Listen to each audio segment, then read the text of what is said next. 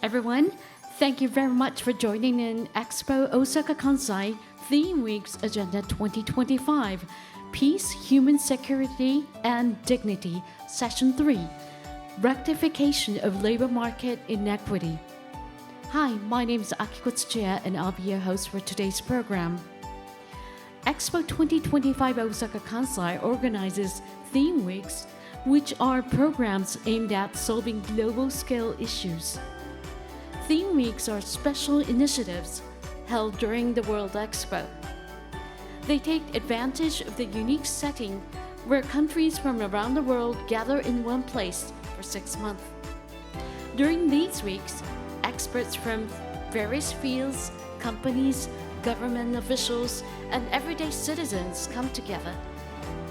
They share knowledge, exchange experiences, and engage in dialogue. The goal is to find solutions to global-scale issues, spark new ideas, and foster innovation. Together, we aim to create a future society for our lives. There are 8 global themes featured in the theme weeks, and the current week is to talk about peace, human security, and dignity. Today's program is Agenda 2025 Organized Program, and the theme of the session is Rectification of Labor Market Inequity. And the main question will be, what policies are needed to eliminate workplace inequity, achieve equal opportunities, and healthy corporate growth? This program is also in streaming at the Virtual Expo. So without further ado, I'd like to invite today's moderator and panelists of the session. Everyone please come forward to the stage. 皆様どうぞ大きな拍手でお迎えください。本日のパネリスト、モデレーターの皆様です。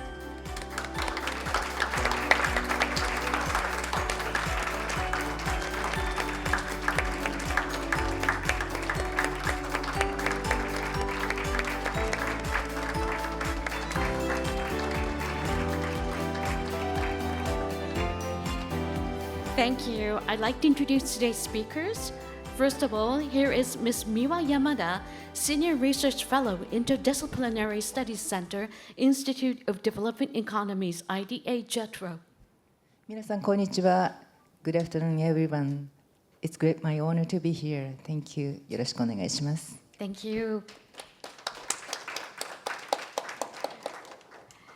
And here is Ms. Tomoko Kusuda, Vice President, Corporate Responsibility Director, L'Oreal Japan.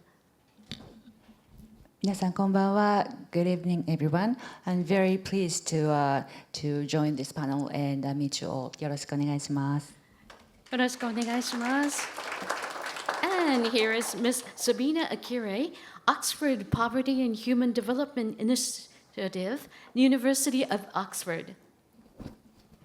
Hello, it's lovely to be here, and I look forward to our interchange and your ideas. Welcome. Thank you. Next, we have Ms. Nerita Nazare, Executive Vice President of Group Human Capital, Maybank Group, Malaysia, Head of People Experience and Digital Advancement, and Human Capital Director. Hi, good afternoon. Narita from Maybank, and selamat tengah hari to everyone. Pleasure to be here. Thank you. Next, we have Mr. Philippe Paulier, UN Assistant Secretary General for Youth Affairs. Konnichiwa, good evening, buenas tardes. I'm very pleased to be with you today. Thank you for inviting us. Thank you for being here. Thank you. And as a moderator, here's Ms. Sawako Shirahase, Senior Vice Rector, United Nations University, UN Assistant Secretary General. Hello, everyone. Thank you for having me. My name is Sawako Shirahase. Very nice to be here with you. Thank you. Welcome to Osaka. We are pleased to welcome you here. Now, I'd like to ask Ms. Shirahase, today's moderator, to lead the session. Thank you very much.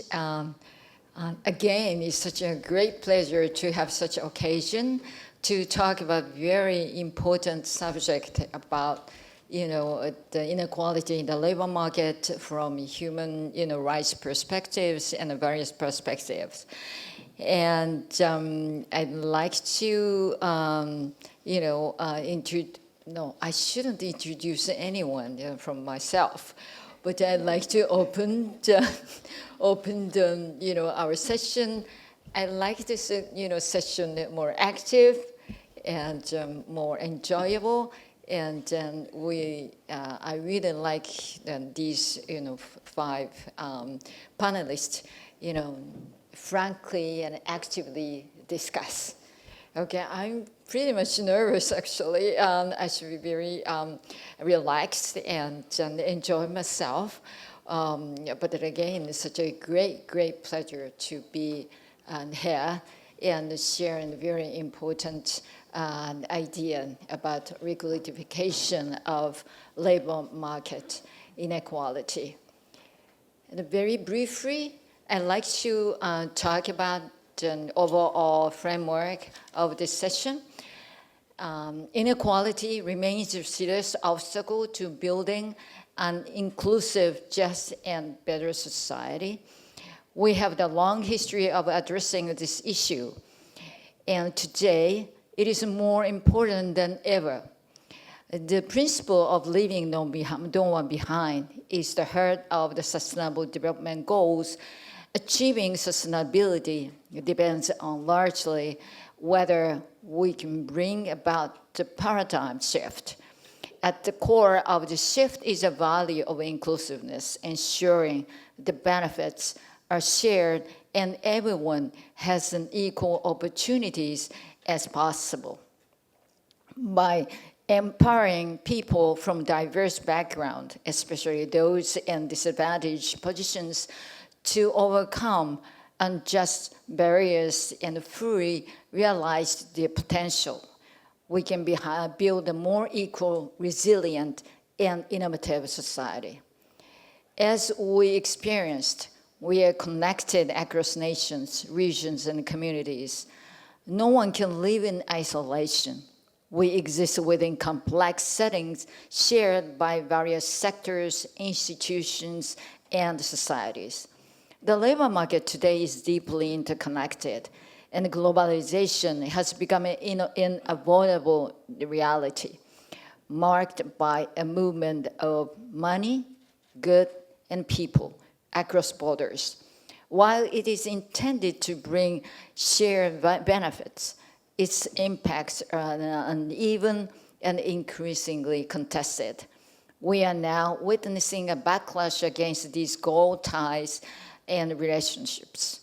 Despite our deep interdependence, populism and nationalism are on the rise. Many people seek immediate result and personal gain without considering the broader collective good.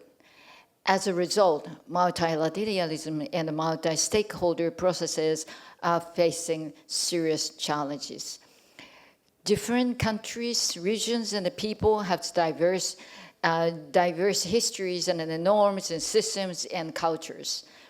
Because of these differences, ensuring multilateral cooperation and respecting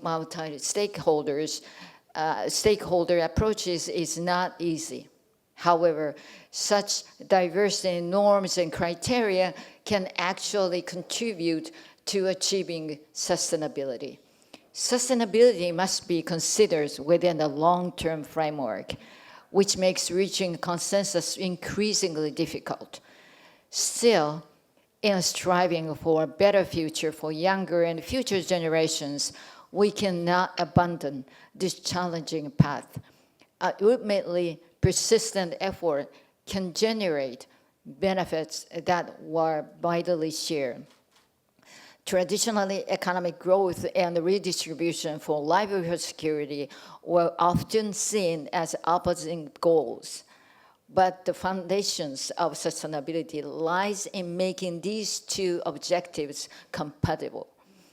This compatibility represents innovation, paradigm shift that moves us beyond the short-term zero-sum mindset. Human rights must be respected and guaranteed. the right to work and the freedom to choose one's work should never be ignored. Companies cannot pursue their own profit while disregarding the dignity and decency of work. If people are continuously unhappy with their daily living conditions, a sustainable and better future cannot be achieved. In today's session, I have invited 5 prominent speakers to discuss 3 main topics. First, the role of private companies as major players in economic activities and provides of job opportunities. Second, challenging conditions in developing countries exemplified by the high poverty rates. Accurately measuring people's well-being is essential for understanding the current situation and crafting effective policies to address these problems. Third, focusing on people themselves, how to harness the potential of young people and encourage their active participation in decision-making processes that shape the future. They are the ones who will lead society and ultimately pass the baton to future generation. Now I'd like to start our session. And the first speaker is Miss Yamada. And she is talk about, I have to say that she's talk about some human rights and business. And this is overall very important idea, the concept. I'd like to see what's the major problems and what's going on there in the Japanese society in particular. Thank you. Thank you very much, Saoko Sensei. Thank you very much for kind introduction. At the beginning of this session, I'd like to introduce one international framework which I believe useful for discussing this important question, how we can eliminate the inequality in labor market, what the government should do and what the corporate entities should do.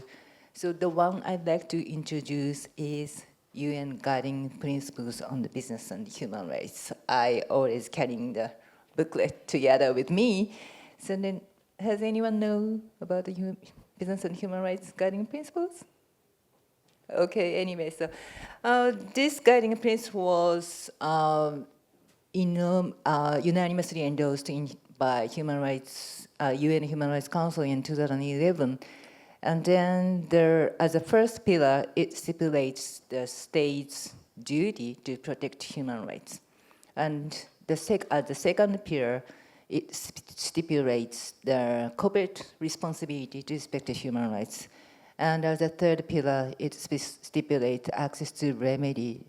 So obviously, state has a primary duty to protect human rights. But the significance about this document is clearly said that the companies, private companies, have a responsibility to respect the human rights. So in that sense, this is a really unique document. So then what the companies have to do under this guiding principle is they have to respect human rights, not only within the company itself, but also through their suppliers and supply chains and business partners. So in other words, the company has to be responsible for their impact they may have on people and society. So of course, the company has a positive impact, like creating job opportunities and also, of course, economic growth, which is a really important factor for sustainable development. And also at the same time, the company is expected to present creativity and innovation. So maybe at this expo, you may see quite a number of cutting-edge technology and innovations in order to solve the social issues. So while giving a positive impact, and in order to maximize this positive impact, the company has to minimize the adverse impact which the company may cause. So in that sense, this guiding principle is a very important document to navigate what the state should do and also what companies should do in terms of respecting human rights in their business.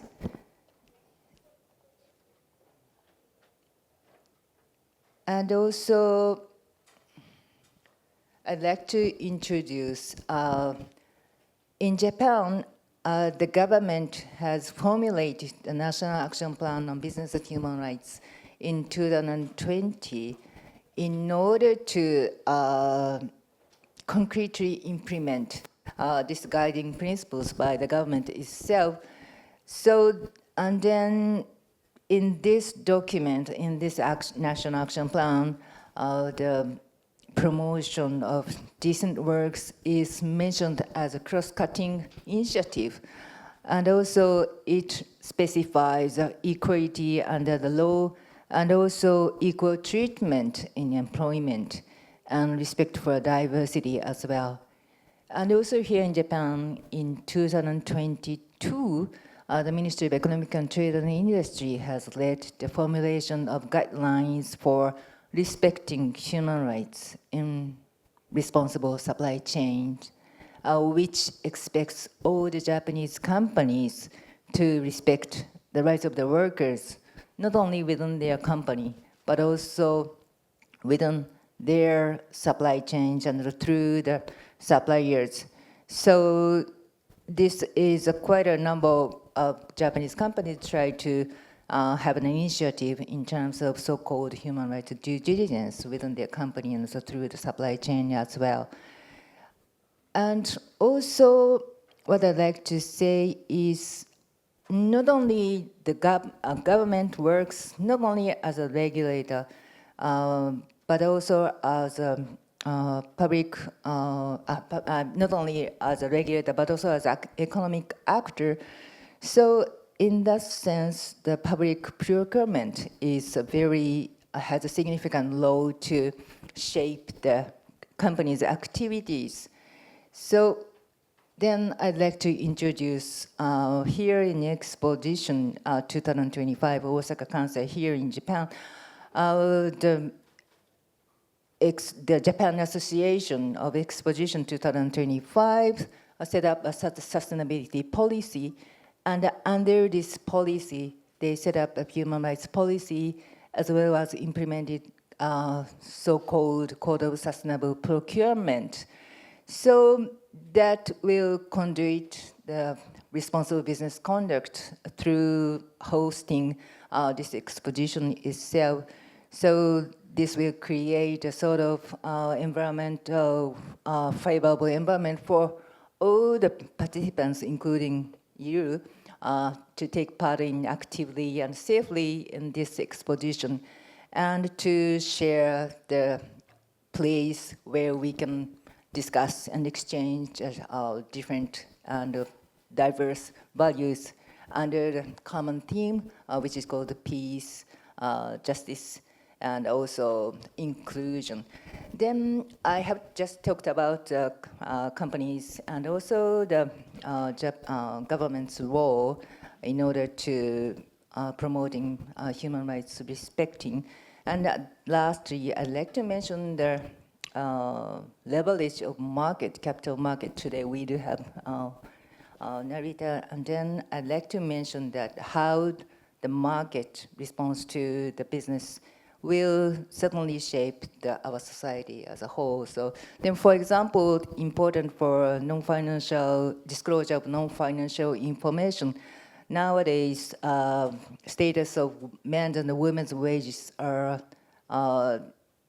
required to be disclosed. It's going to be a full-fledged in Japan recently. So I hope that this kind of things will conduit and lead to the eliminating the inequality in not only in Japanese labor market, but also global. Thank you. Thank you very much, Ms. Miwa Yamada. The next speaker is Ms. Tomoko Kusada. Please begin. Thank you. Thank you for introduction, Sawako Sensei, and hi to all. I'm Tomoko Kusuda, Vice President of Corporate Responsibilities of L'Oréal Japan. I'm taking a lead of sustainability actions, diversity and inclusion, CSR, human rights, and ethics at L'Oréal in Japan. So my sharing today is about what we do at L'Oréal in Japan with regard to equity at our workplace. Before I get started, let me briefly introduce our company, L'Oréal. So L'Oréal is a global beauty company, and we, L'Oréal Japan, is its whole subsidiary. We are number one in beauty market worldwide with annual turnover of 44 billion last year, in euros. The group was founded in Paris some 115 years ago, and we started our business in Japan about 60 years ago. Now we are operating in more than 150 countries worldwide, and we only do beauty as a sole profession.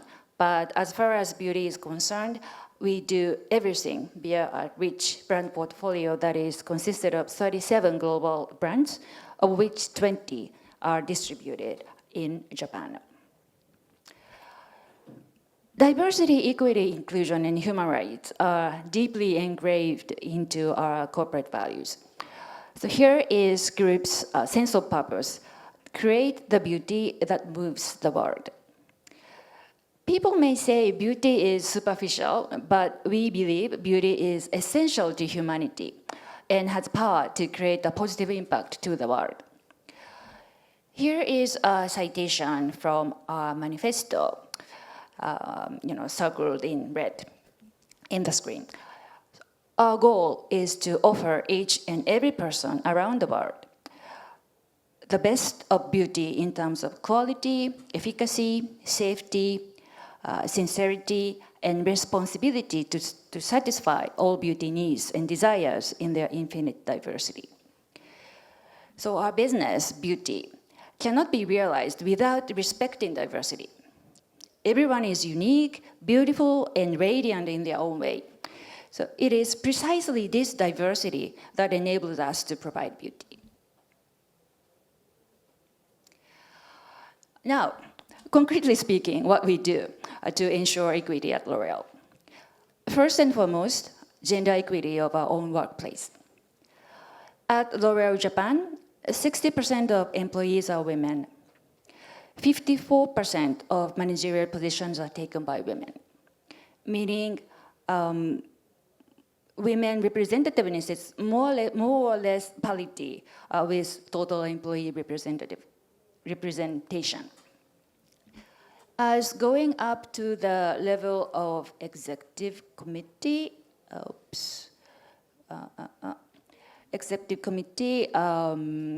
the percentage dropped slightly at 40%, but it is compared to the national average of Japan, it's quite high. The national average is, to my memory, 12% by the latest statistics by the Ministry of Welfare. Oops, sorry. Somehow I lost the key.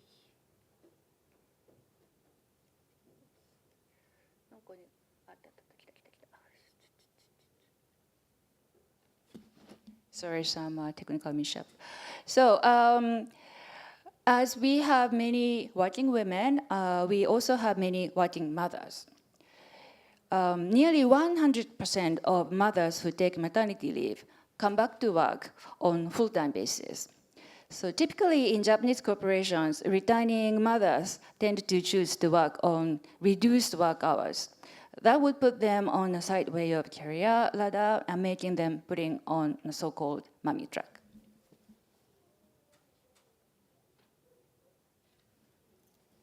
So saying this, we are often questioned, what kind of HR policy do you have to make it happen?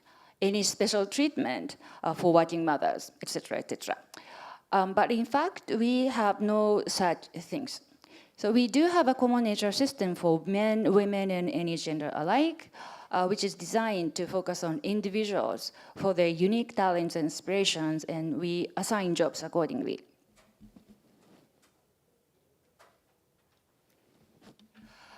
In a seniority-based system, which is widely practiced in Japanese corporations, career development patterns such as salary increase and even promotions are often predetermined by years of service or the length of employment. We do not have such structure. For instance, under a seniority-based system, taking a one-year maternity leave would mean falling behind one's peers by 1 year. But we do not recognize such disadvantages. So the important thing is to deliver results and meet business objectives for the given year. So whether or not an employee took leave in the previous year is irrelevant.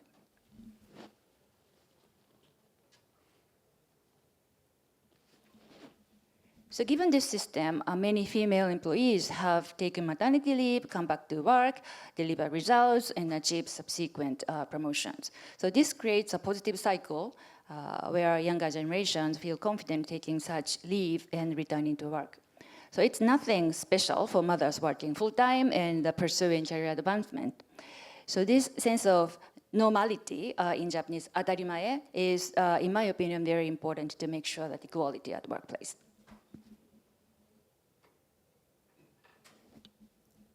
Then the next question is, what made this happen? What corporate culture do you have? So there are several elements, I believe, but the most significant factor is that respectful individual is at the core of our business operation itself. So as mentioned earlier, we have about 40 global brands. So why do we have so many? So beauty is diverse and multifaceted. Therefore, we need diverse brands portfolio. And when it comes to product development, we really take diversity very important. And guess what? How many foundation shades we have at the global level? We have 23,000 different shades. So diversity, yes. So diversity is really at the core of our business.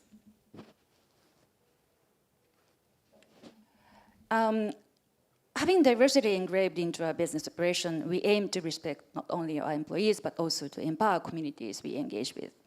So first, our group is promoting so-called inclusive sourcing program, which promotes diversity, equity, and inclusion through our procurement activities.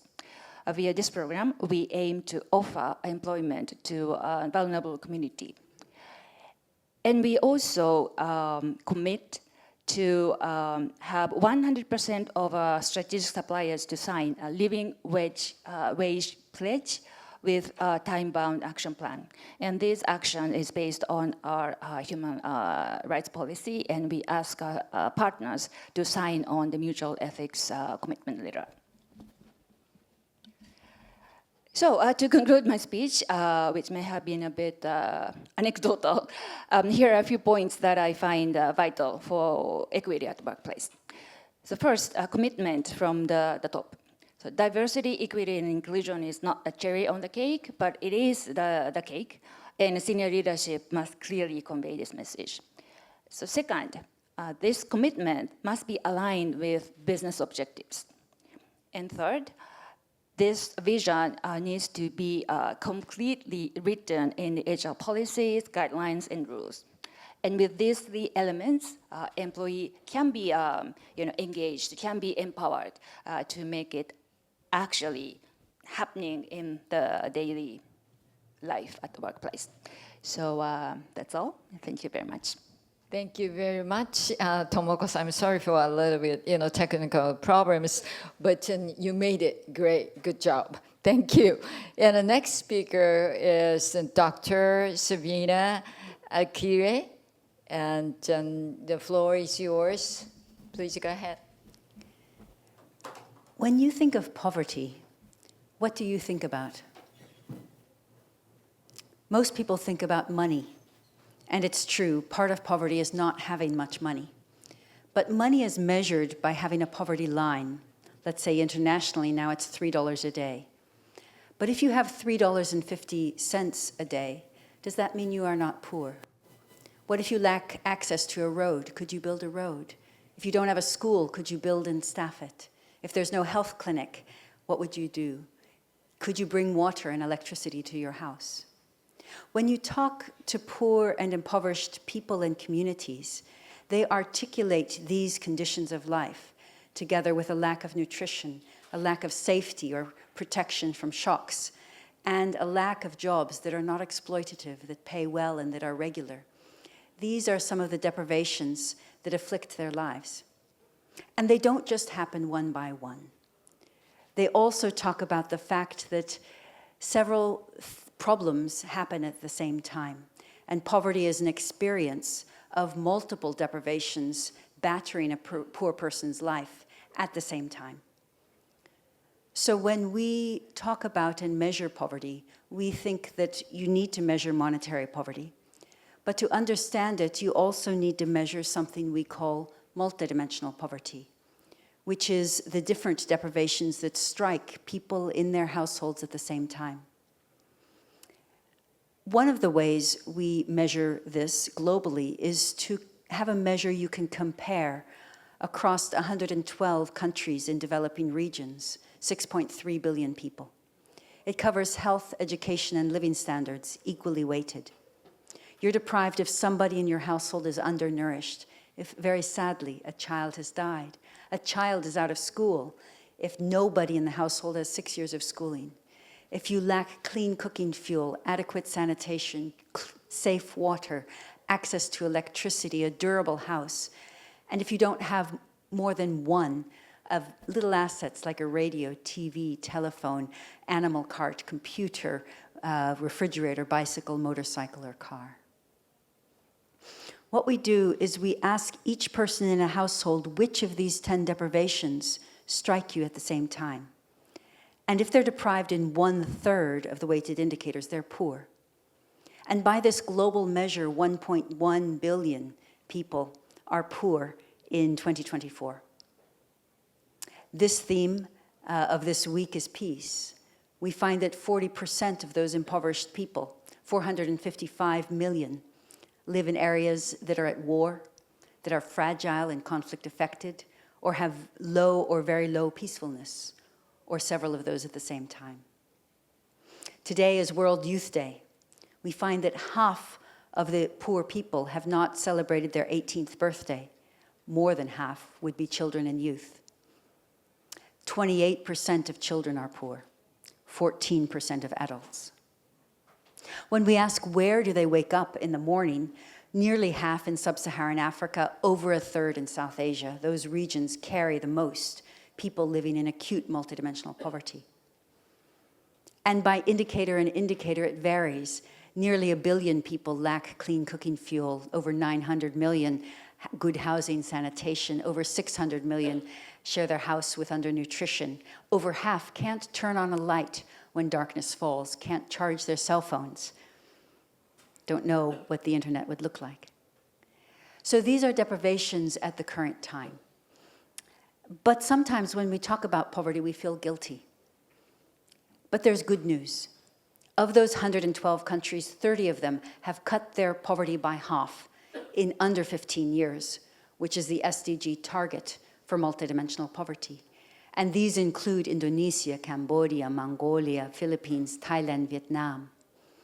It also includes a place like India. In 2005-06, 55% of people in India were poor, over 630 million people. And 15 years later, by 2019-21, that had come down by 415 million people to 1 in 6 people being poor in India now, 230 million. So progress is possible. It is happening even after the pandemic, although not everywhere. But this doesn't include the labor market, the theme of this session. It doesn't include it because we don't have data for those 112 countries in those data sets for precarious work, unemployment, underemployment, high dependency ratio, youth who are not in employment, education, or training. We need those data urgently because poor people talk about work also. But I shared a comparable measure. When countries make their own measure, they tailor it to what is important to poor people and communities in their national context. And 34 of the 50 countries include work. And those 50 countries have more than half of the population of the developing world. And these MPIs are used because the important thing about poverty is not to measure it or to get a paper out or an article in a newspaper. It's to change the lives that are measured, to link it with action. At the time, this time, 2025, we are in a time when many governments are withdrawing funds from poverty reduction, when institutions are changing. So this is a time when we need the youth, when we need the NGOs, we need the private sector, we need philanthropists to come in and come with energy, with commitment to addressing these global challenges. And it's possible to do so, but it means sharing information, it means helping each other. But at the bottom of the commitment is really important, as we heard. I've seen young people committed make their country have an MPI and go from being an assistant just out of their bachelor's degree to in the UN office in a large country. I've seen young people in a state, the poorest or second poorest state, have the fastest reduction of poverty because of their drive.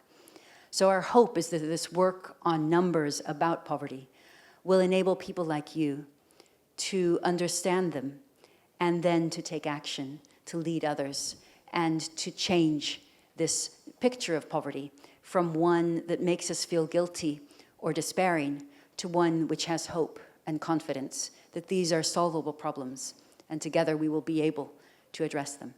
Thank you. Thank you. Thank you, Sabina. And the next speaker is Ms. Narita Nazire, and the floor is yours. Thank you. Firstly, thank you so much to the Japan Association for the invitation to be here. It's such a privilege for me to not only just be here, but to also introduce what Maybank, an ASEAN regional bank, has undertaken over the last 65 years, not just in terms of our core purpose of driving financial inclusion, especially in the ASEAN region, but also how that has been fueled by creating an inclusive workforce. So first and foremost, let me just share a little bit about who we are. So we are the 5th largest bank in ASEAN, but we started our beginnings actually in Kuala Lumpur, Malaysia. And in fact, we were the first locally incorporated bank in the country post our independence. And that's a significant milestone for us because it shaped our DNA for decades to come, in that our core purpose was to be an organization that fueled the growth for households, for SMEs, and for corporates. So in fact, this picture that I have here is our very first branch, which is still in Kuala Lumpur.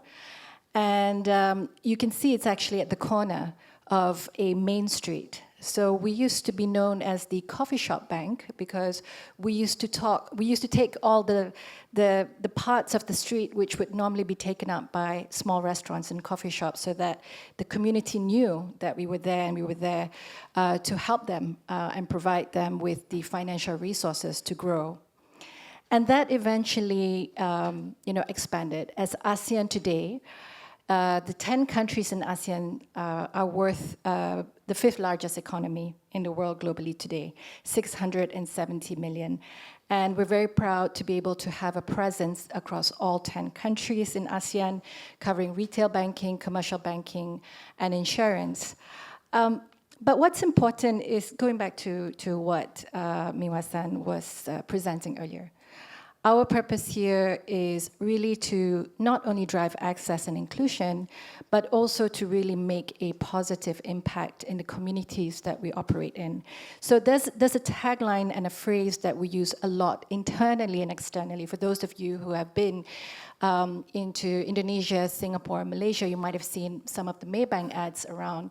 You'll see that we use the phrase humanizing financial services, and that's really our message internally and externally about how we impact the countries and the societies that we operate in. So that has been very meaningful to us, being part of the growth of the region that we operate in, being across the region, across the world in 18 other countries, including 5 international financial centers globally. It has not just been a milestone for us, but we're very proud that as an ASEAN organization, we've also been able to create impact in terms of size and also brand visibility. We are the most valuable brand out of Malaysia. We were listed as one of the world's best companies under Times listing for 2023 and 2024. We have expanded our presence in providing alternative banking, especially in the Sharia finance space. And so network and presence has not only been something core to us, but now more than ever is, of course, how do we drive inclusion in a hybrid world through digital banking? And we've been able to do that with a coverage of about 49% of the market that we operate in. And at the heart of all of this, we wouldn't have been able to do it without the transformation and without the support of 43,000 Maybankers that we have today. And I know that many organizations and the industries that we represent in, we make a lot of ESG commitments. I know a lot of us have provided commitments in various aspects of the Sustainable Development Goals. But what I'd like to share with you today, coming here as a human resource practitioner, is that it's important to see this as a long-term journey. Our transition towards really building an attractive organization for talents to be in and for people to feel included and for people to feel that they belong in this organization has been a journey that has transcended many decades. And as an HR practitioner, what I'm here to share is that we need to be very innovative. I think many corporates talk about DEI policies or might have tested DEI officers and diversity in officer positions and so forth. At Maybank, we've done it differently, right? So of course, as a corporate, we've had a lot of the traditional policies around code of ethics and workplace conduct. But what we have done is really try to go more granular. And this granularity has helped us to be able to really signal commitment and intent. And this is just some of the things that we've done, right? So we've got, in addition to code of conduct, code of ethics, we talk about dignity in the organization, we talk about human rights in the organization, we talk about mental health in the organization, and all of these are things that human resource functions and practitioners can start by innovating how we are setting the tone, right, and the framework in the organizations that we work in. But that in itself is not enough. I think it's very important that no matter what we are doing it authentically, and there are very tangible and actionable ways that is visible to people in our organization and also to people outside the organization. Malaysia is the largest public listed company in the country. Maybank is the largest public listed company in the country today. So it's very important when we do things that we're also setting the tone and role modeling it for other companies to take notice and say, maybe I can do it too, right? So these are some of the things that we have done as an organization. We've looked at gender, we've looked at how do we upskill our workforce, we've looked at creating opportunities for persons with disabilities, and of course now increasingly looking at how we are supporting our retiring communities with more sustainable livelihoods. So ladies and gentlemen, I'll stop there, but I look forward to the conversation that we're about to have this afternoon. Thank you so much.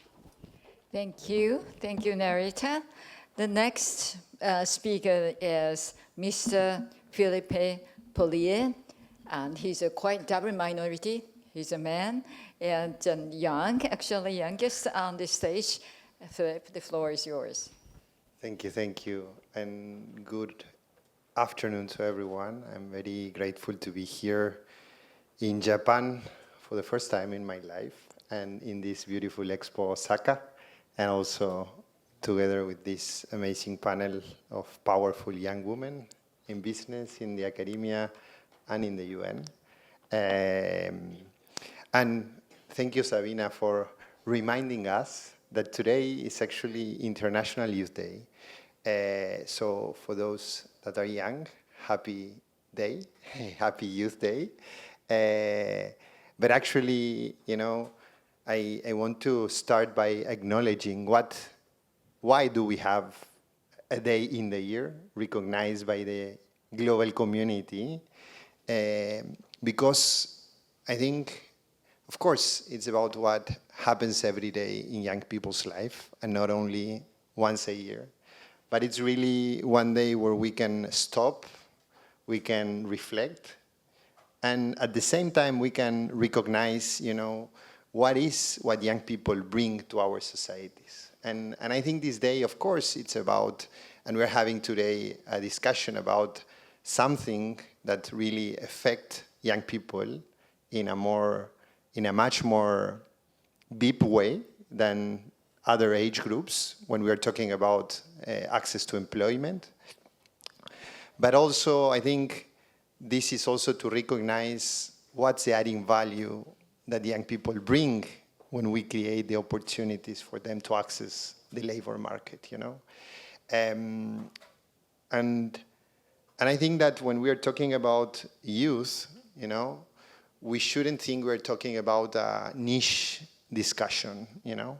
We're really talking about, and when we look into the global picture, we're talking about a big percentage of the world's population, you know. And if we group children and youth, we're talking about half of the world's population, you know, if we consider, for example, those under 30 years old. And this is especially evident in developing countries, you know, where in some of them, you know, young people actually represent 75% of the population in many countries in Africa when we consider those under 35. Or when we consider, and we know that the average age of African countries is 19, you know. So I think this could be a huge driver for transformation, or if we don't change some structural barriers that our world currently is creating for these children and youth, you know, we have a huge risk of not being able to achieve the goals we collectively, some years back, set as the Sustainable Development Goals, you know. And that's why, you know, when the UN is trying to accelerate, you know, the implementation of the 2030 Agenda, and the UN is this global stage where countries come together and agree in those issues that transcend the borders of our countries, that's why the UN needs to create vehicles to accelerate how young people are included and are participating in the decisions that affect their lives, you know. And that's actually the role of the team I lead in the organization, you know. It's really about accelerating, you know, how the United Nations as an ecosystem is really working not only for, but especially with young people. And this role is really, it's really a role about convening people, you know. It's really a role about enabling spaces where we also bring young people as partners. It's really about advocacy, yes, because in many, many rooms, there's not many young people also having the chance to really speak, to really make the case, and to really bring their skills. It's about sometimes being a catalyst, because there are certain agendas, and you talked a lot about well-being and mental health, that need to be much more visible and much more spoken. And it's really about being a steward. And actually, that's the main role of our office within the UN system. As you know, the UN is a huge organization, you know. Thousands of people across every country in the world, you know. And doing many, many different things, because when we want to achieve the Sustainable Development Goals, it's about, you know, achieving many, many challenges that are, of course, interconnected, but that need very different responses in how we support governments to achieve them.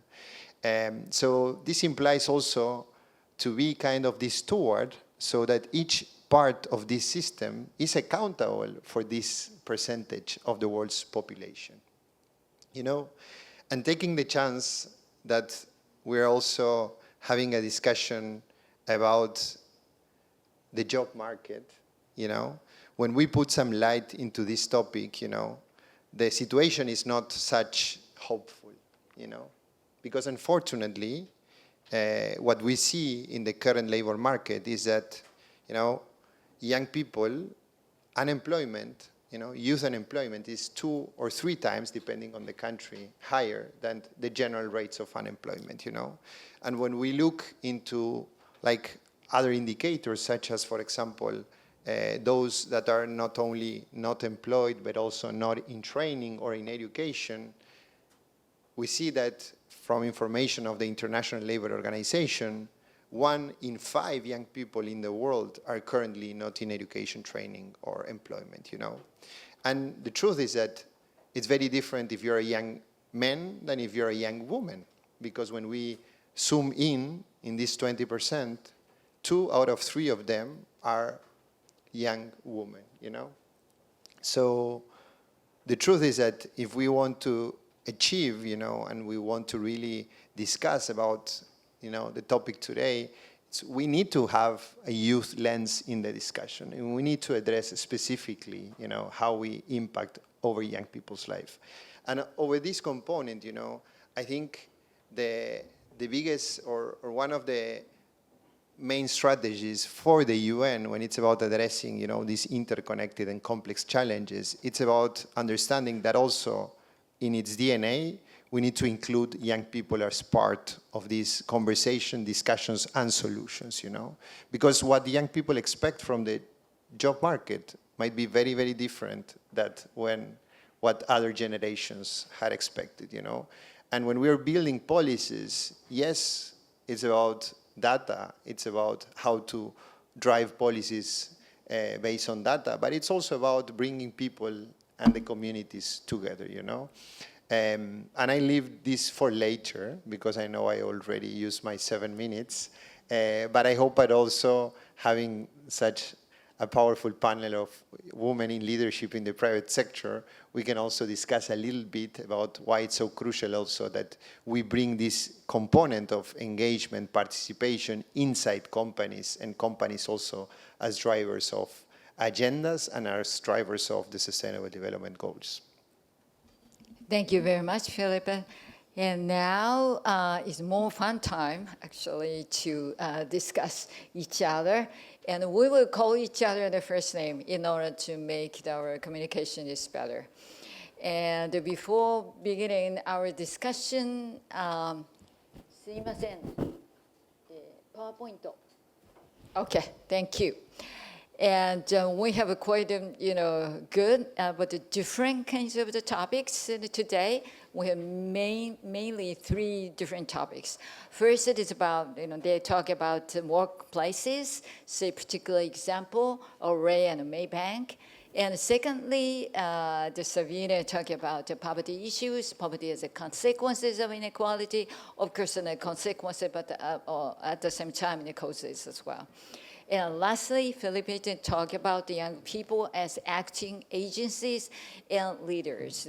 They're talking about the each and inclusive growth through diversity, innovation, and business and the human rights issues, so including in the first topics. And then the second topics, addressing the economics and the social inequality to combat the poverty, actual, evidence how each society, reduce the poverty rate or a multi-level poverty indices. And third, intergenerational participation going to be the key. So it's the key to building a better future. So these issues should be supported by multilateralism and multi-stakeholder engagement. And as a result, we are seeking or we're looking for the sustainable, just, and inclusive society. So I'd like to ask all of you about, first question. I enjoyed very much actually each of the presentations.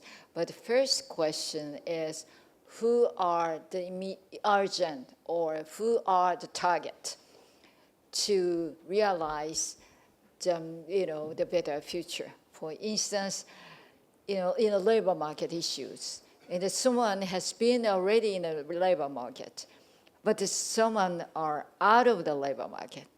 So how we can talk about this kind of, different situations for different kinds of people. First, maybe the Philippines talk about very high unemployment rate among the younger generations, but among them, there are someone already has a very high paid jobs, and someone is, very difficult to find a kind of a job. So, who are the first target whom we should tackle? The kids or the young people who are ready to start, or someone who has already retired. This is the kind of first question. Any kinds of replies are welcome. Anyone? Okay, Philippe. I will get the floor, because I think that the worst, at least in my perspective, and of course, I have a role within an organization that is huge, which is about making the case of the organization to deliver better with and for young people. And that's very critical for us, because it's not only about maybe our past or approaches about considering that young people are recipients of things, It's understanding that when we are talking about the Sustainable Development Goals, it's really about their inclusion as partners and as drivers of transformation, But, and that implies, as I mentioned, a lot of having this steward role sometimes about how the rest of the parts of this ecosystem, are really approaching these issues and these challenges. So yes, we need to make the case, and we need to recognize what is currently the situation of the world, especially when we look at leadership positions, in the public sector, in the business sector, in civil society even, in the academia, The people that take decisions, senior leadership, usually it's over 50, over 60s. But then you have huge percentage, and that's much more evident in certain regions of the world, where, young people are currently not being able to access these positions of leadership, And it would be a big mistake if we address this as something of one generation against another generation, And so I think that when we're talking about how to invest, it's not about one generation or the other one, It's not about elders versus young people or children versus youth, I think it's about understanding that it's in an intergenerational mean that we will be able to address these topics.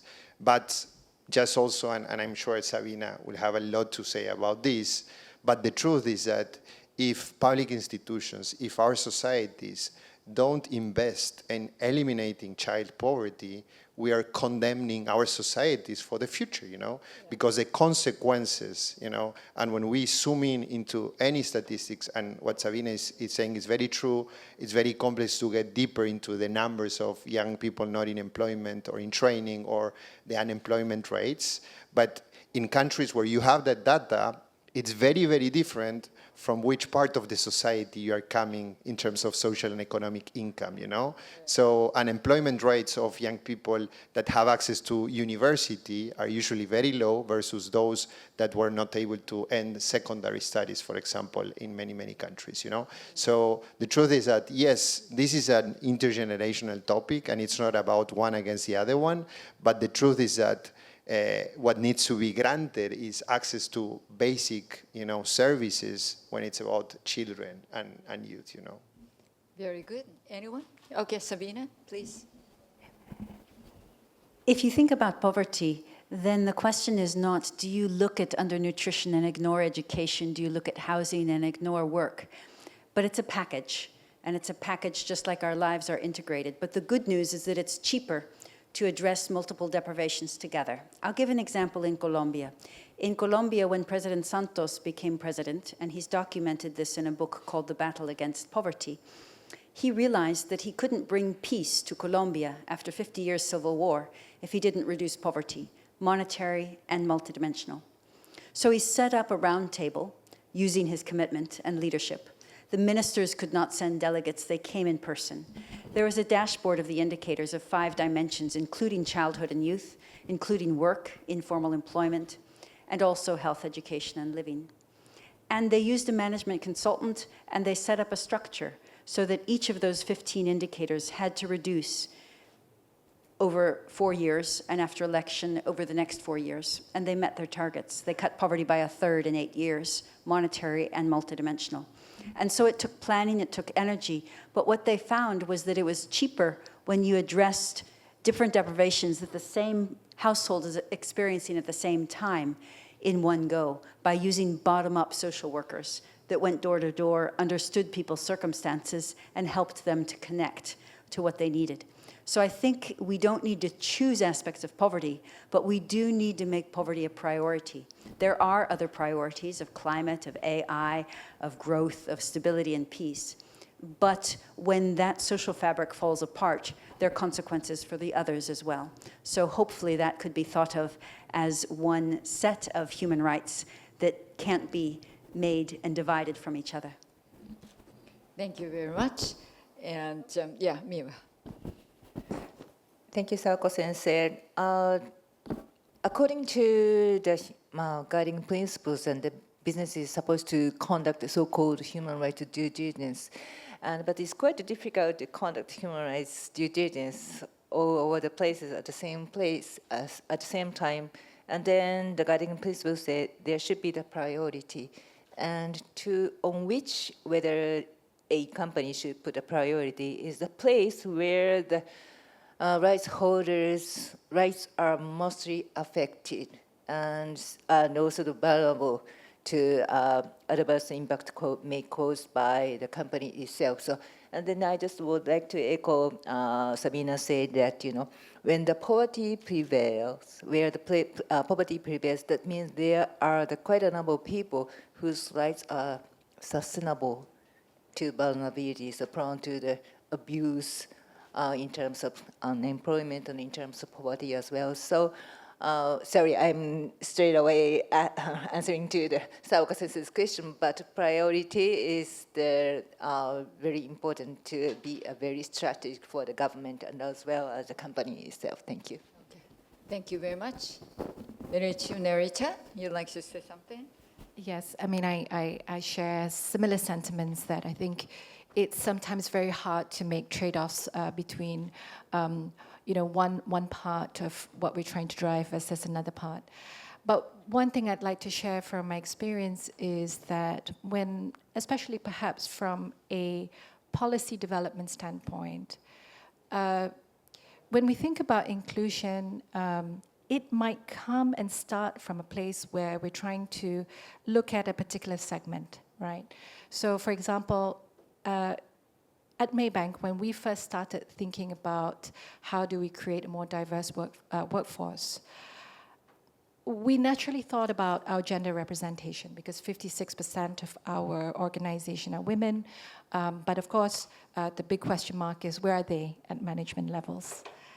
And that's when, caregiving policies started to come in. But what we realized was that caregiving policies, even though at that point in time, we might have thought about it in the context of how do we keep women in the workplace, what we found is actually they become very purposeful for many other types of scenarios. So not necessarily if you're a mother, you could be looking after, somebody in your family who has, a terminal illness, or you need to take time out for a sabbatical and upskill yourself for various things.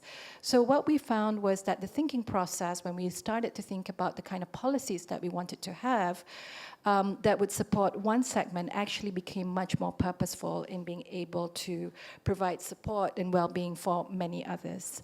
So that's one thing that I always encourage companies to look at, is not to look at some of the initiatives that we're driving as very focused on a segment, but they become purposeful for many other areas of inclusion. Thank you very much. Yes, Tamako. I just wanted to share one thing about the child poverty. In Japan, people tend to think that the poverty is not a real issue for Japanese society, but child poverty is pretty prevalent in Japan. So the statistics says the relative poverty of child, 1 out of 6 kids are in relative poverty in Japan. And most of them belongs to a single parent household, of which are mostly single mothers. So this poverty comes from the, deeply rooted into the gender inequality of the society as well. So we have a tradition that when the couple got separated, mothers are kind of naturally assumed caregiver. So the kids were taken by mother. And then the single mother tend to have a very difficult access to a better paying job. So then the single mother's household tends to fall into the poverty.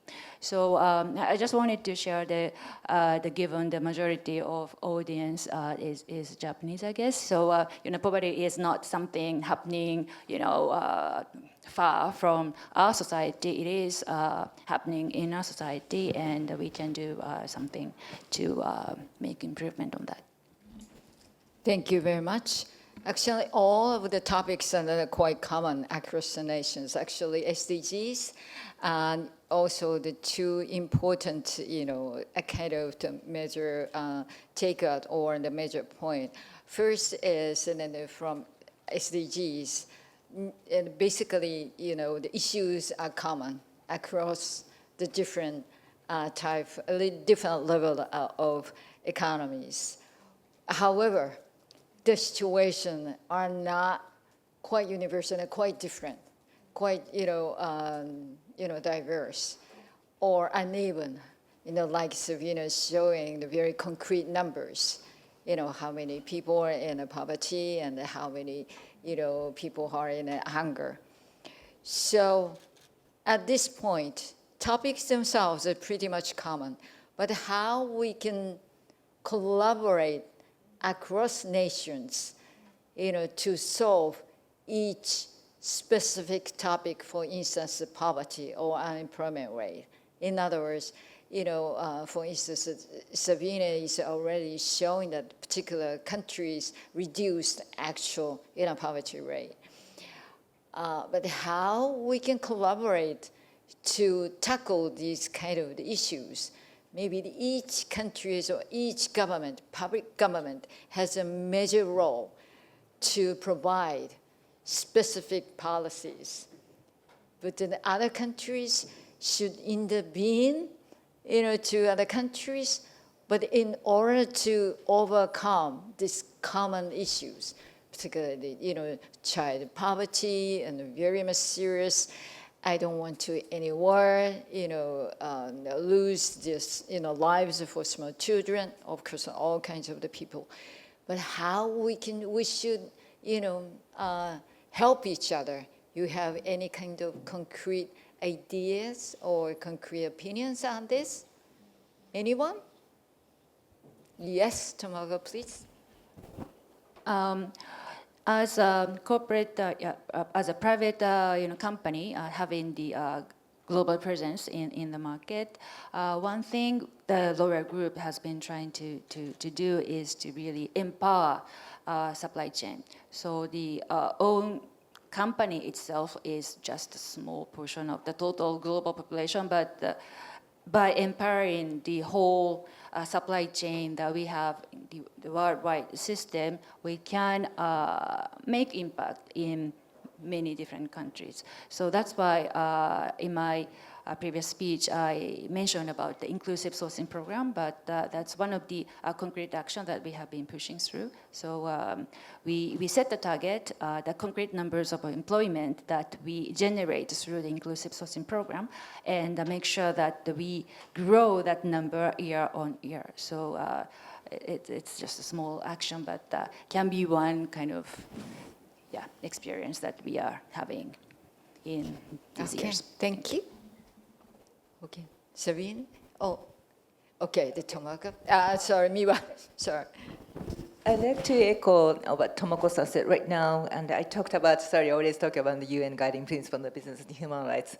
That guiding principles stipulates that the company should be responsible not only within the company itself, but also through its business partners and supply chain.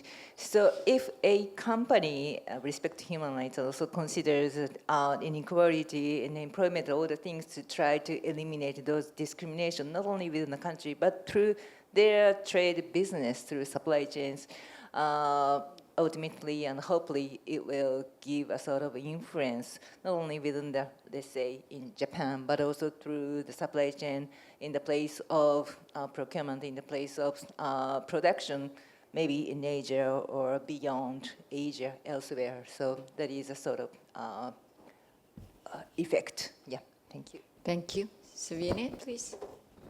3 brief ways to enter if you are not the country government. One is that the global MPI that I mentioned is disaggregated by age, by rural urban areas, but also by subnational regions, 1,359 of them. So what some people have done is they've looked at the map to see where poverty is the highest in the countries of their work, and they've targeted programming there. The second way is to understand how people are poor. For example, in India, if you look at all of the poor people, I talked about these deprivation packages, 34 million poor people in India in 2021 were deprived in only 4 indicators: nutrition, sanitation, housing, and they cooked with wood or charcoal or dung. But no government program addressed these 4 together. So you can count the number of people that have these things going wrong and think of new entry points to address them. That's the second. And the third is with the private sector. In Costa Rica, the president of the biggest bank went into a deprived neighborhood and he visited one of the NGO programs and he came back shocked. I didn't know that kind of poverty was in my country. So he went back to his bank and he said, "Are any of those people working for my bank?" So he set up a survey that matched how they measure multidimensional poverty nationally for his bank. He filled it out first and then invited all his 15,000 staff to fill it out. And they did. And he found to his shock that when 14% of people in Costa Rica were poor, 12% of his staff were poor. And they were paid the living wage, but they had dependents, unemployed children. They were looking after both sets of parents. They might have remoteness issues in some regions. And so they focused on supporting their own staff with dignity, with privacy controls to exit poverty. And that built a kind of morale in the staff. They retained their staff. The people liked to work for a company that cared about them. And the government loved it because they brought these resources and poverty went down because of their actions at the national stage. So I think there are different entry points depending where we're coming from. Very good. Maybe I'd like to ask a narrator because you have already a global company, but yes, go ahead. I look at your question, great question, by the way, very much around how do we create sustainable livelihoods. And I'd like to offer 2 perspectives. So one perspective is, of course, when we look internally, when we look at our workforce, especially at this current time, I think all industries around the world are really talking about the resilience of the workforce from a skills perspective. And I know countries like Malaysia and Singapore, and I'm sure many others around the world, are really investing a lot of resources to help employees and people who are in the labor market to stay resilient and to stay relevant by really looking at the skills they have for future work, right? So I think it's really important that we try to, as organizations, continue to be, at the forefront of trying to redesign what that future looks like and to help our people to stay resilient. But as a financial services organization, I think there's another dimension here, which is externally to our customers, right? And again, sustainable livelihoods is not just about, well, we've given you a loan, but it's really a question of, are you able to survive? Are you thriving, right? Is your business growing? And I think this is really where, again, drawing on all the inputs from this esteemed panel, it's about making very conscious decision about how far do you want your impact to go. And so it's not, and I don't know if we really have the time today, but I would love to have brought out, one or two case studies of how we've really worked with some of our most marginalized clients, especially during COVID, right? That was a tough time for many small and medium-sized enterprises just to make it through, right? And how, as a bank, we had to make some choices about, do we really want to pull the plug on people who are struggling right now? And I think that's the kind of conscious decisions that we need to make for those of us who have the opportunities to provide resources to clients as we do as a bank. Is really how are we not just lending, but how are we helping them create sustainable livelihoods? So that really talks about going beyond. Yeah, so would love to share more and happy to share more, but I don't want to take up the whole panel's time. No, thank you very much. Thanks, Narita. So, Felipe, you are in the organization, typical organization, huge organization, international organization. You have any kinds of thought? So for me, my thoughts here is that global change starts with local action.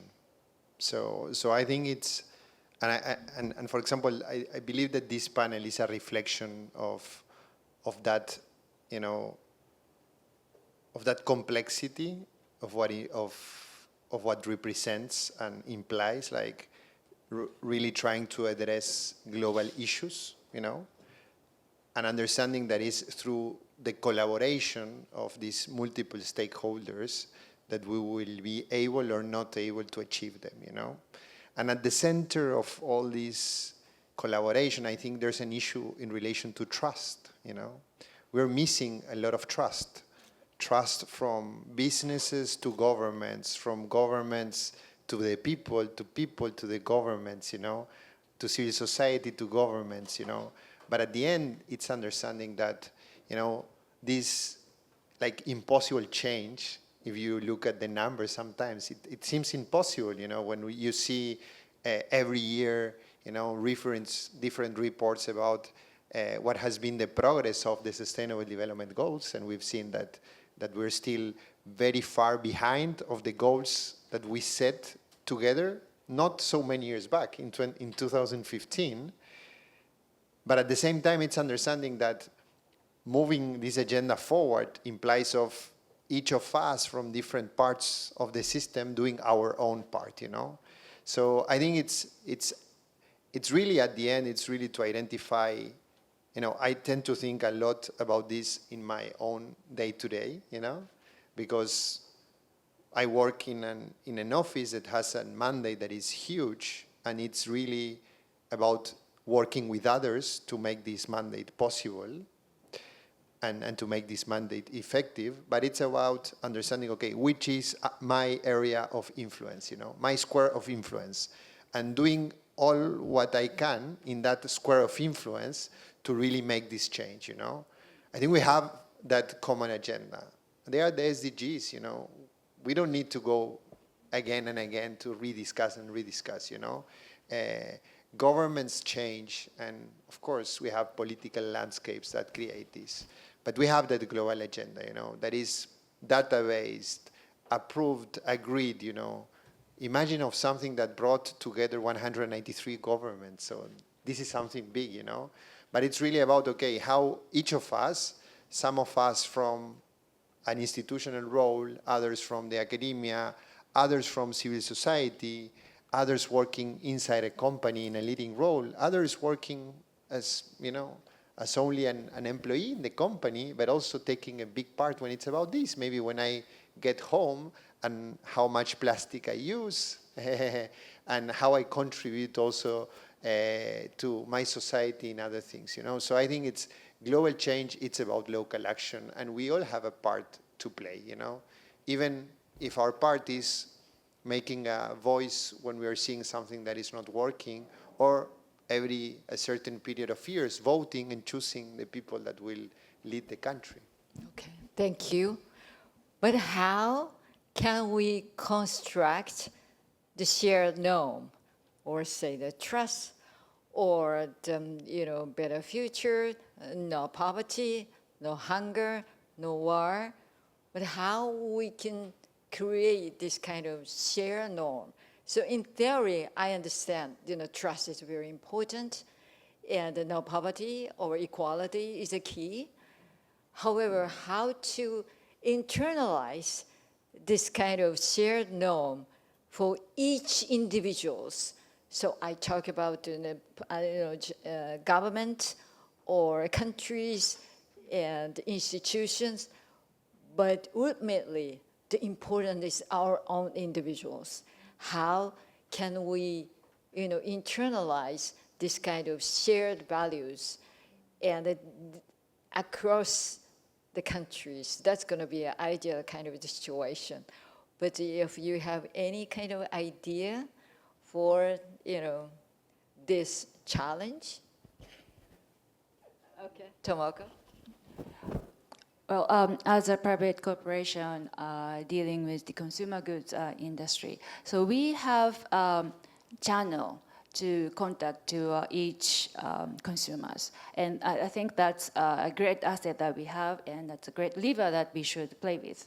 So I don't have a concrete answer how we leverage this communication channel that we have with our consumers, but we definitely can talk to each individuals of the world.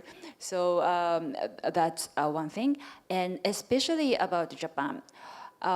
There is a very interesting consumer market research data that, generally speaking, Japanese people have a very high trust in brands compared to other markets. So the brand are thankfully very much trusted and believed by our consumers, and anything we say, the consumers really take it for full amount. So for Japanese, we say like, this is the message from the brand officially. So 公式さんが言ってるから。So then we earn a very high trust. So as Japanese subsidiary of L'Oreal, I think with that regard, we owe the many things, and we really have to empower our consumers. I don't have any concrete example, but that's my thoughts, feeling today. Thank you. Sabina, please. I think there are different strategies, and it will vary by context. We've talked so much about committed individuals, and I think the local and the interior commitment is important. I'm thinking of a person who took a demotion in a government in East Asia in order to work on poverty, and then became very highly successful leader in that country. I'm thinking of people who basically put their career on the line and said, I want to do this. A minister who pushed poverty and then became elected president. So there are professional payoffs. So that's one part. But I think there are two others. One is institution and authority. So I think in institutional terms, often there are ways, like the businesses have shown, but also in government, of making institutional agreements. So it's easier to move in this direction. And so there are professional recognition if you succeed. So you want a prize, you want a promotion, and you want a system where leadership in poverty reduction leads to professional success rather than coming at professional cost. because you don't want people's personal ethics and institutional incentives going in different directions. And then the third is the narrative that does come from authority. How we like to describe it when it comes to governments is that, I don't know if you would know what ministers are like, but they like to compete. You know, they're politically motivated. They want to be the next prime minister or president. They have ambitions. And so they would like more money for their ministry. They'd like more recognition for their ministry, and that's fine. Competition in the private sector is fine. But poverty is too important for that. And reducing poverty is a team sport. And the ministers have to play together. And they have to play to win.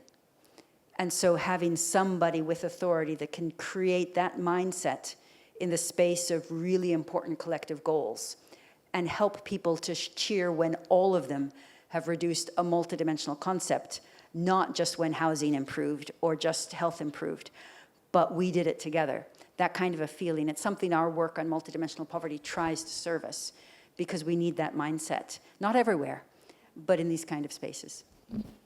Very good. Thank you. Anyone?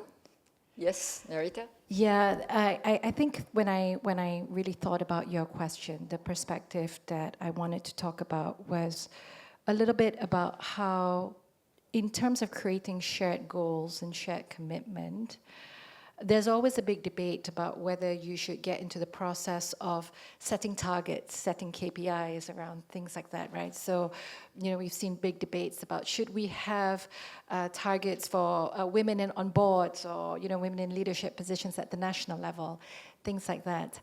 I'm not.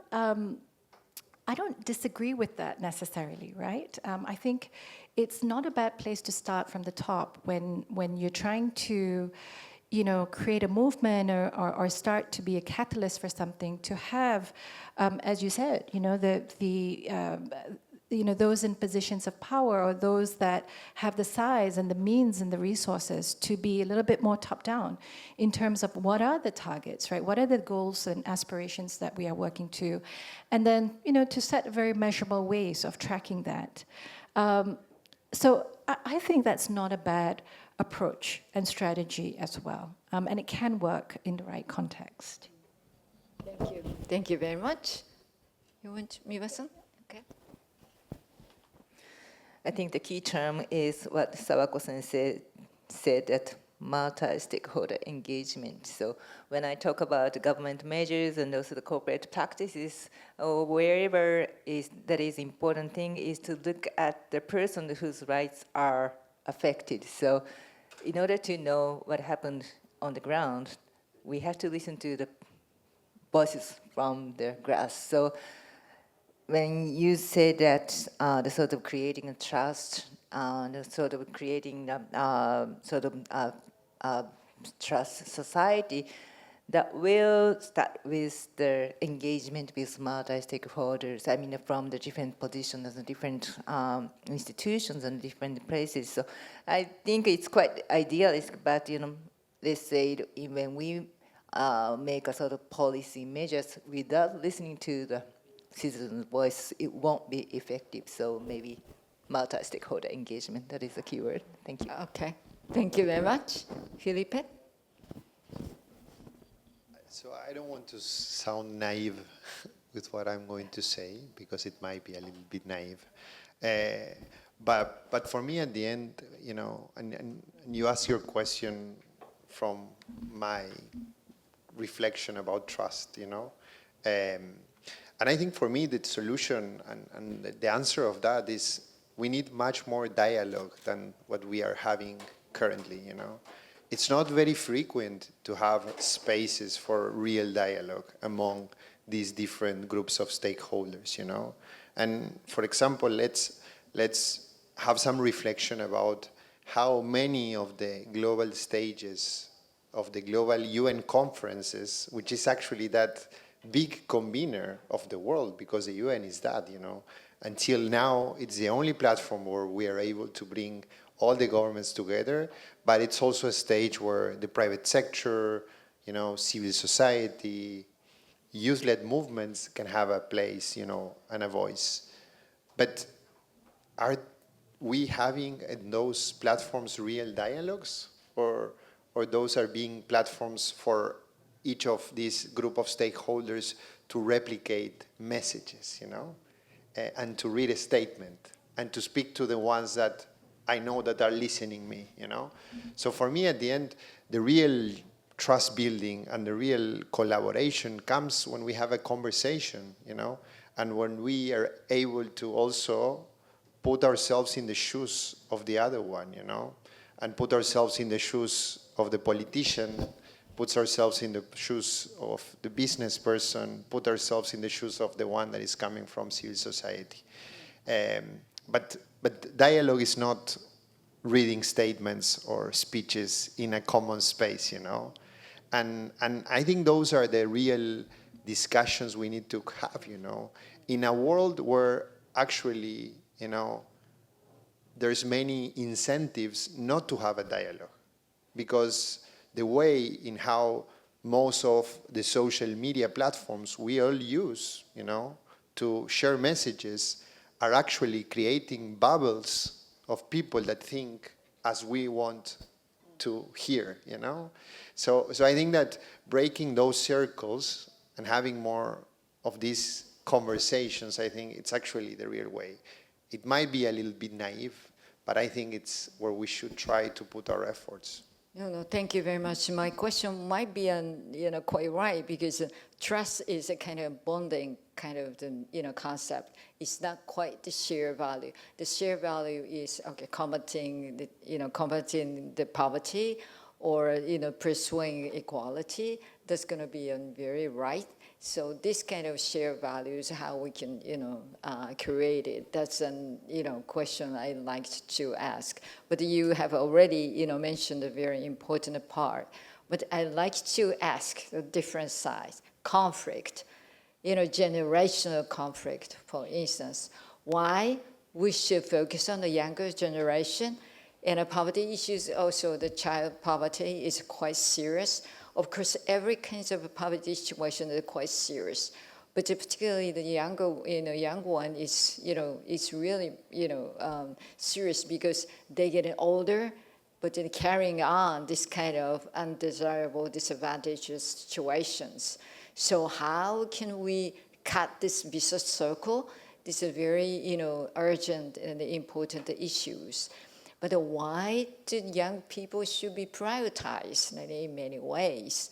So maybe you'd like to, wait until the last, or, anyone can join, this conversation. But why? Okay, the younger people. Happy to start. Okay, you like to start? The last okay, one go ahead. in the two previous ones.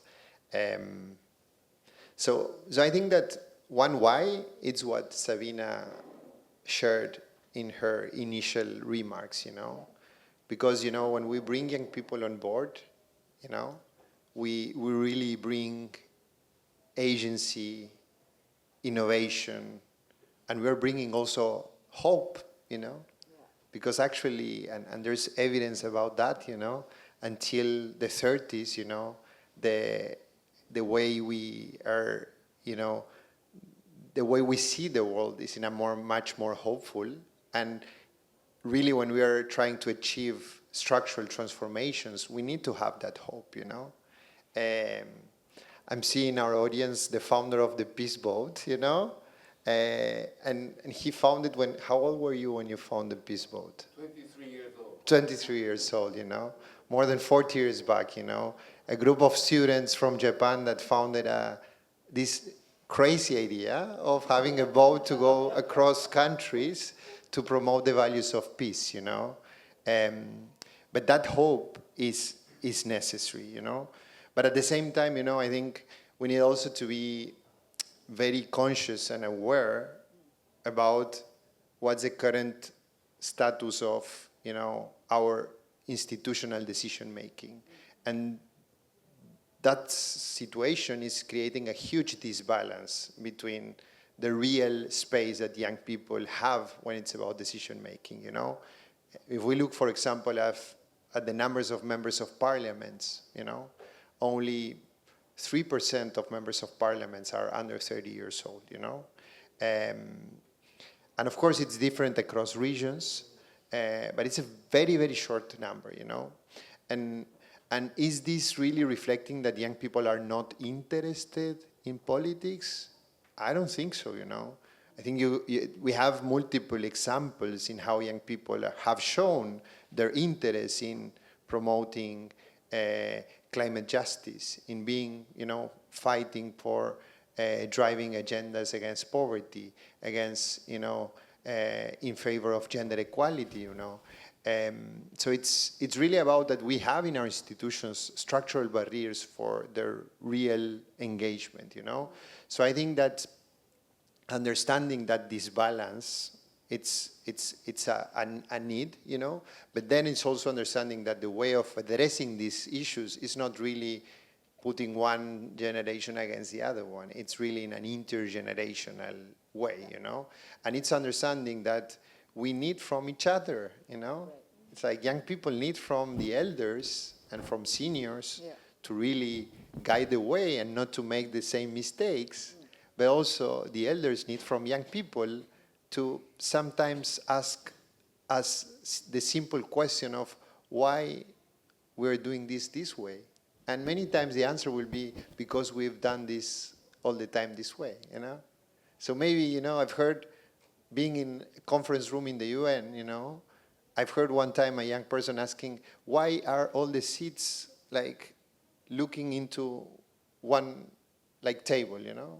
Like this kind of disposition, which is not really the one to have a dialogue, you know, if we are looking at someone, you know.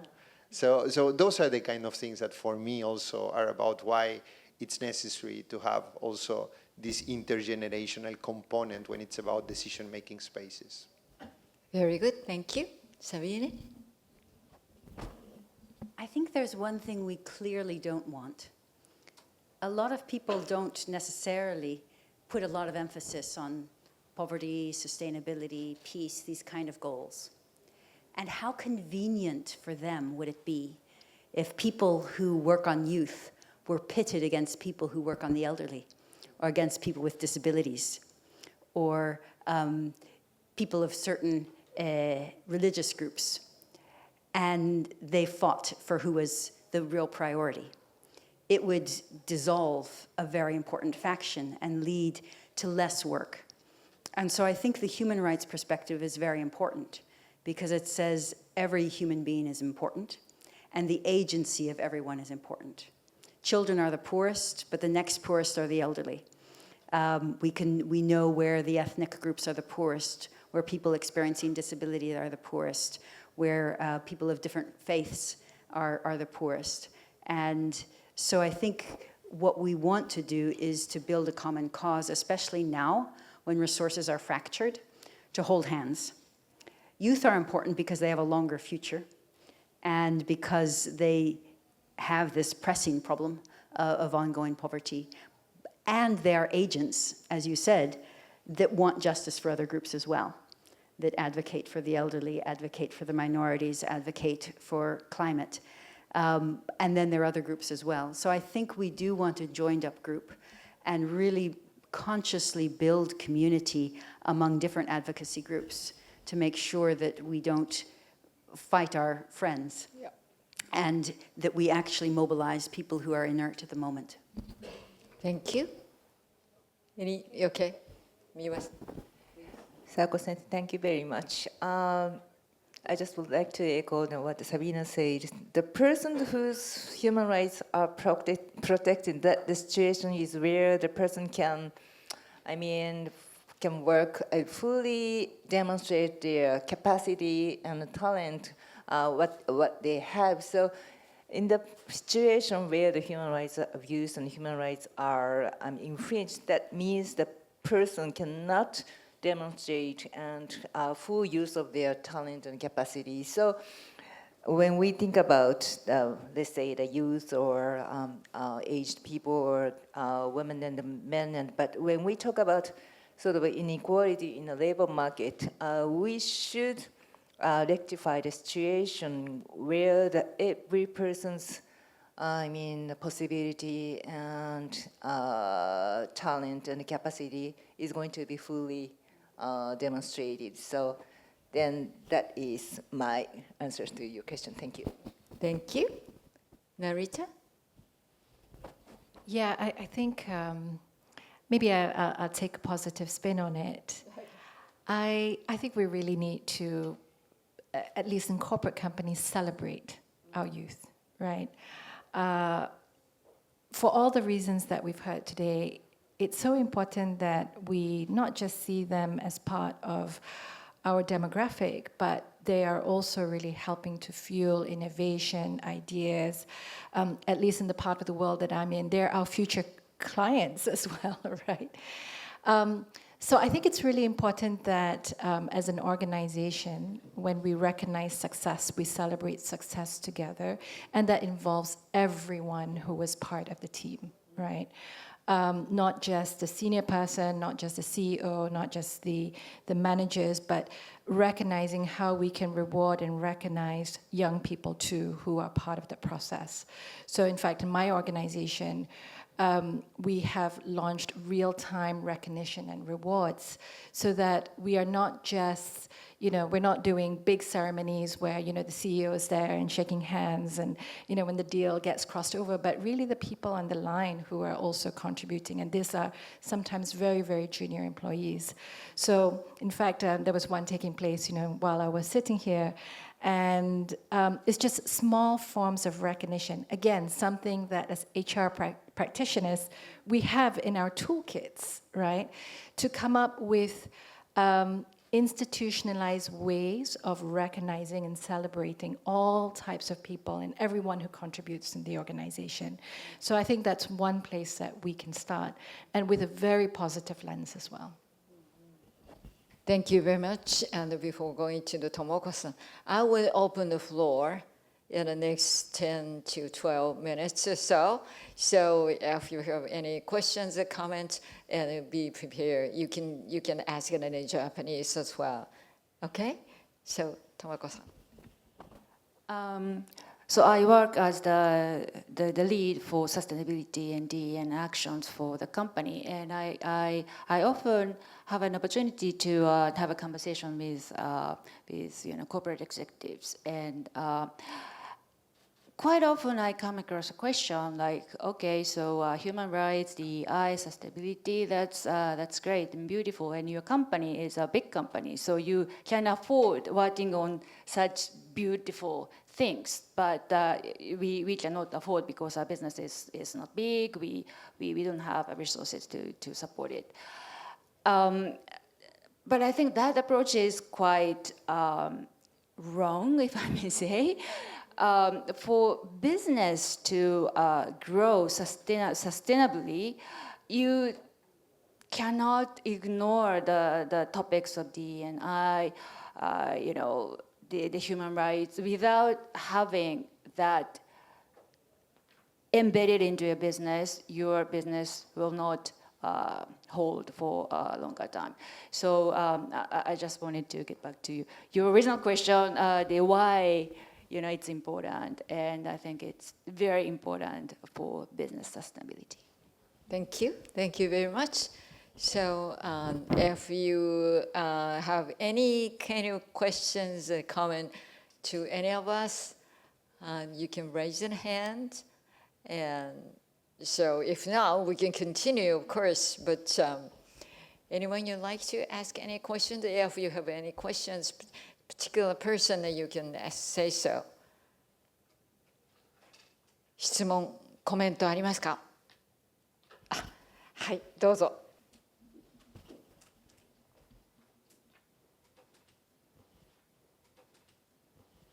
こちら。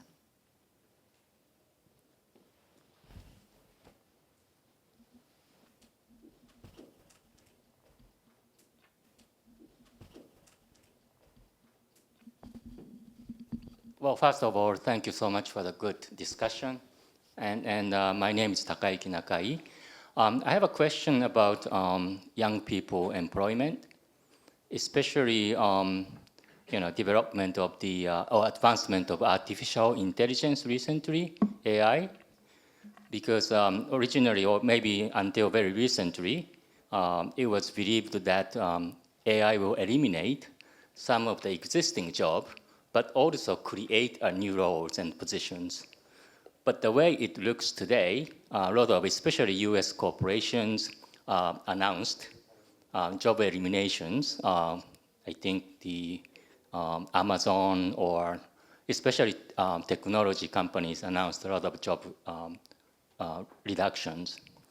And that is impacting a lot of entry-level positions, which, most of the time, entry-level position is taken by young people. So what is your perspective or thought on the current situation of artificial intelligence, AI advancement, and how it is going to eventually impact young people employment in near future? Thank you very much. The young people are very vulnerable. You like to feel responsible to answer a question. Please, Felipe. No, first of all, I will make also a big disclaimer. I'm not an expert in the field. And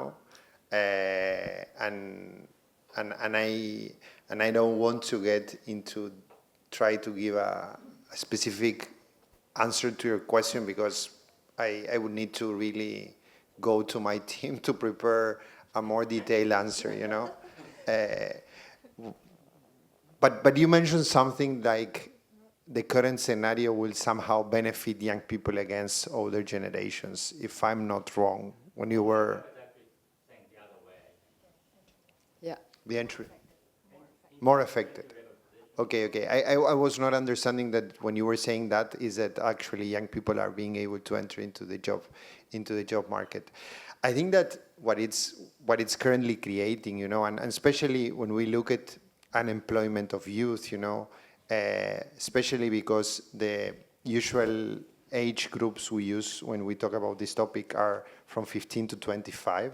So it's very important also to look into the big picture also of understanding unemployment, education, and training, So that's why that definition is actually a little bit more accurate when we're talking about youth unemployment. Definitely, I think what AI will create, it's a big necessity and a big pressure of transformation in our educational systems. So really, the systems are preparing our young people to be ready to this new job market, But I think that there's some estimations, and yes, there are currently some estimations from the International Labour Organization about this topic.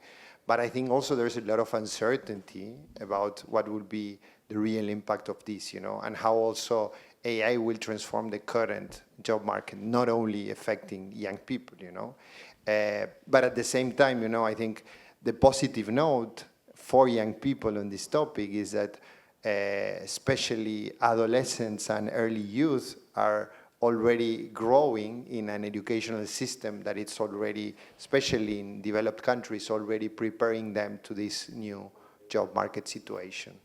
But I'm sure I didn't give a very detailed answer, but I prefer to keep it here in general. I'm sorry, you are not the only one who answered the questions. So thanks, Felipe. But the point is, another important point is, it's not young people and old people pursue. Within the young people, there are the differences and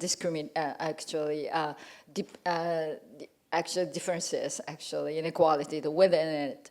So one of the young people, and highly educated and well-paid, but I think unfortunately, majority of the younger people are weak and quite vulnerable to this kind of risk. So any kind of answers on this kind of questions, if you have?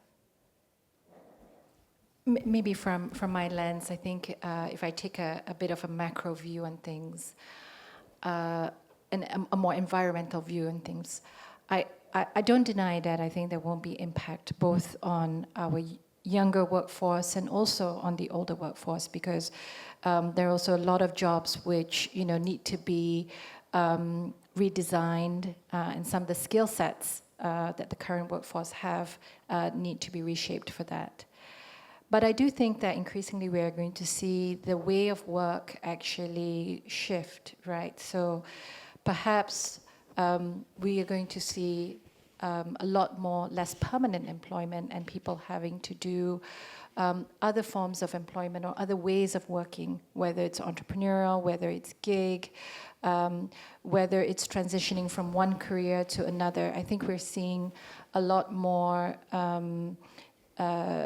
less traditional, what I would call career ladders, at least in the workplace, right?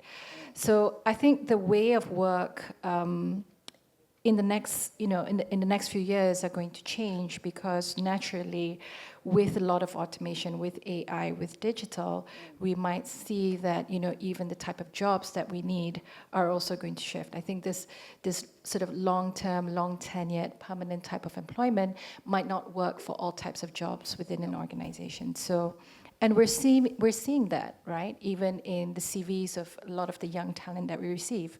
It's not just a university degree. Some of them own businesses. Some of them are trained to be, yoga instructors and, teach and do lots of different things.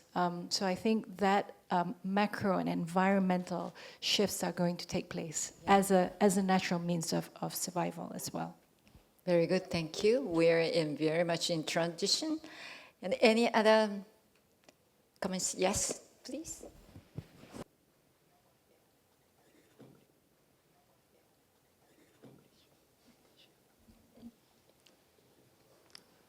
How do I get into the job market doing something that I like? Yeah.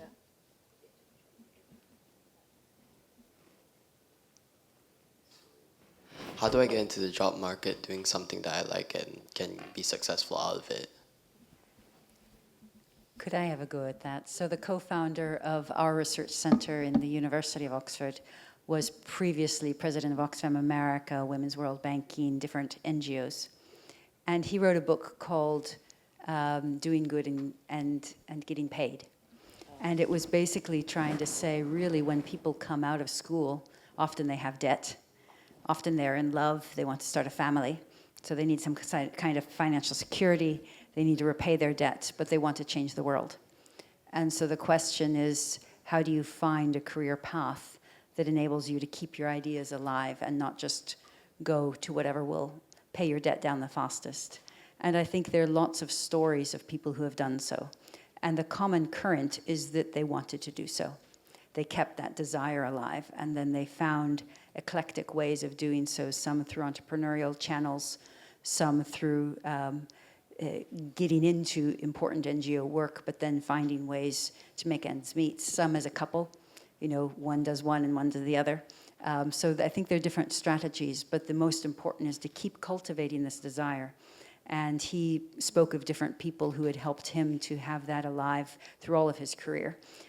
He's almost retired at 81, but not quite. And it was basically things like, think of what you did today. Did it help the poorest person you know? And different ways of just asking important questions about one's own work. And that helps to keep you grounded, because you're always tempted to go in different directions, but clarifying the values. Yep. Is that okay? Thank you. But how we can provide... No, So I think that for me, and maybe thinking about my personal journey, which is quite unusual, because I am a medical doctor, and I'm working for the UN in a global advocacy role, and in a very political role. I think that it's, and especially when you have the chance to access to these opportunities, because also we need to be aware that for many young people around the world, they don't have the chance to access to education, to access to health basic services. So the way they're starting is very different, But when you have it, it's like, I fully agree. I think it's follow what's your passion, and prepare yourself, It's like get the chance to study and allow yourself to make mistakes and to change your career path, I think that for for the current generation of young people, and as you were saying, the future of their career will look very different to other generations, you know. Even if I think about my generation, you know, I'm on my 30s, the most of my friends have had like a very unusual career path, you know, much more horizontal than previous generations, you know, where, you know, you heard of this dad or mom that started in a company and ended the career after 40 years in the same company, you know. But at the end, it's about following something that you're passionate about and preparing yourself, you know, studying, you know, trying to access all the opportunities that you have around. Thank you. The question is always really important because we tend to, forget, taking into account how let them aware, of this kind of information. We just, offer or provide some kind of information in one way, and then older people thought that's going to be enough.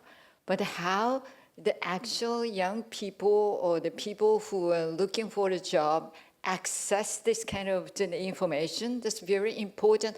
That's why the actual participation is the key, right? So not just waiting, to make active action, and if you think it is not good enough, they say so. Raise the voices, and we are the one who encourage raise the voices, all of us, right? Okay, thank you. And we have 2 minutes, so maybe we don't have enough time to accept a lot of questions, but maybe the last one. Okay, please.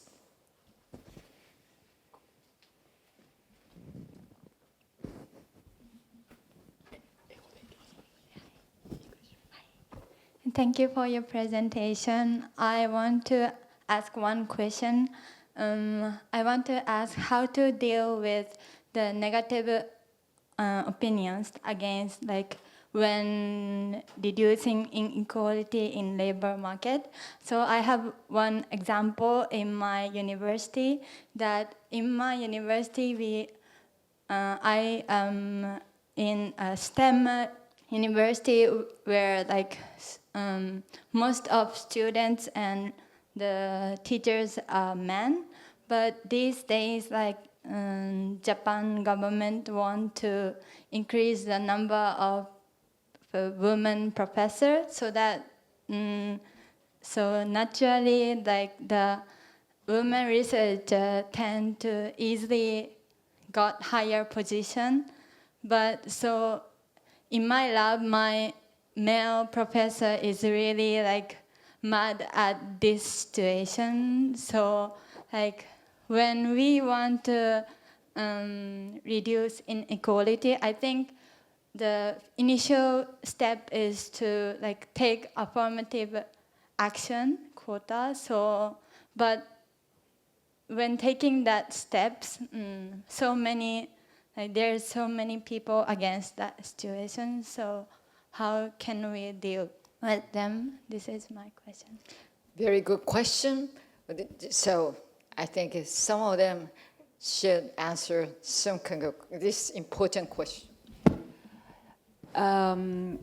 Thank you very much for the question. And actually, one of the CSR activities that we do is to promote women in the STEM area. So I feel very familiar with the situation that you described. There is no concrete answer, to be honest. But personally, I am a true believer of that the quota. Affirmative action is the first step to establish the gender equality, but there is a backlash argument from time to time. And when I encounter those arguments, I tend to say that it's not about we kind of give special privilege to women. The women as the community, society, we have been deprioritized. And, now it's time to readjust this injustice for the many, many, many years back. So it's it's just that, and it's very difficult to convince the people sometimes. But that's the argument I normally use. Sorry, it's a bit kind of blurred answer, but that's my conviction and the way I handle. Okay, thank you very much. The negative opinions that are everywhere. But so you have to listen sometimes. But don't give up. And we keep fighting. The be good, make it the extra effort to be good. But negative, don't be ashamed to listen the negative opinions. That's all we can say, I think. But it's about time to close this session. I personally very much enjoy this dialogue today. Thank you very much for all the 5 panelists. And why don't you give them applause? Thank you very much. Thank you. And no conclusion at all today. I will let you give the conclusion, but we have to keep working, keep fighting for the better future. We can do it, and we will see maybe the tomorrow in the future to see the actual improvement for the better future. Thank you very much. Thank you very much. This concludes the session. Again, thank you to Ms. Shirahase and all the speakers for such engaging and insightful explanation. Also, I'd like to thank the audience for sharing your invaluable questions. 皆様、今一度大きな拍手をお送りください。スピーカーの皆様でした。Thank you. 以上をもちまして大阪・関西万博テーマウィークアジェンダ2025セッション3労働市場における格差是正を終了とさせていただきます。That concludes Expo Osaka Kansai Theme Week's Agenda 2025 Session 3 Rectification of Labor Market Inequity。皆様本日はテーマウィークへのご参加誠にありがとうございました。